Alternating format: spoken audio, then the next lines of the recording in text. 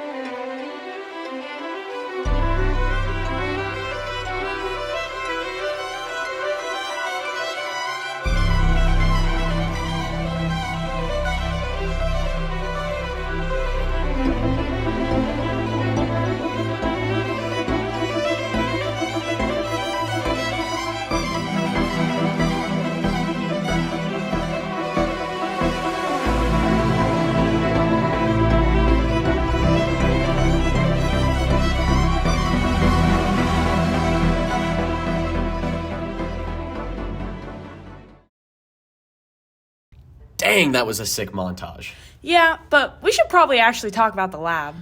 Fine, let's get into it. You know what we always do. We ensured our 633 nanometer Heaney laser and microscope were aligned to the table. Using the aligned microscope, we determined the laser aperture and knife edge locations by focusing on their faces and marking the positions down. The knife positions were about 157 millimeters apart.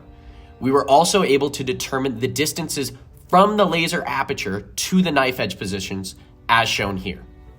Now it's time for the data collection. We determined the beam waist size at 2 locations. Using a razor blade edge and translation stage, we cut across the beam edge with 5 micron steps, increasingly blocking the beam from the power meter.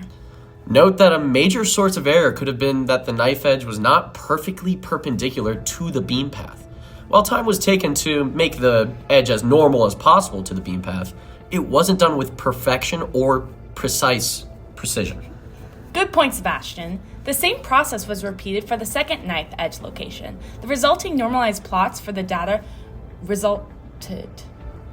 We can see that the experimental data follows the same curve as the theoretical. The theoretical data derives from an analytical equation shown here. However, the experimental deviates slightly from the theoretical. This could be due to the misaligned knife edge, as well as guessing the true value from the power meter, as it was erratic in its values. Additionally, we calculated the beam radius W1 and W2 by recording the displacement of the knife between 16% and 84% of the normalized power. Based on the theoretical equation, this distance represents half of the beam radius. You know what they say, theory can... We get it already. We already did a full minute of Oppenheimer. Stay on track. Okay. Sorry. Where was I? Oh yes, these values determined our beam radius at the 2 locations. Right. Using a MATLAB script, we can solve this quadratic equation to find the Rayleigh range. And based on the Rayleigh range, we found the beam waist size. Sheesh! Look at that data.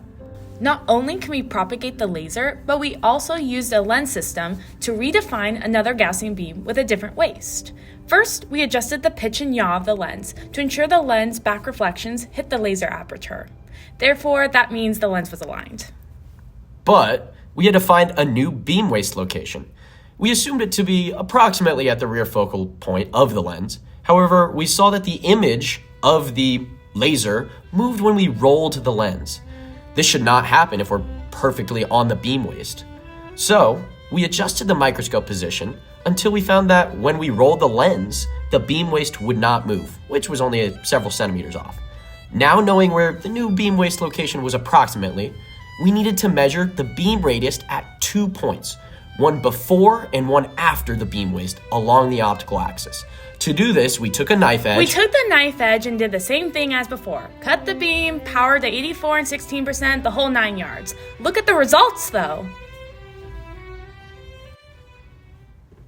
I am become death, the destroyer of Gaussian beams. Anyways, along the lines of the last experiment, the knife edge and erratic power meter attributed to some experimental error. Additionally, the lens could have been slightly off axis. Yeah, but this data shows our experimental and theoretical closely resemble one another.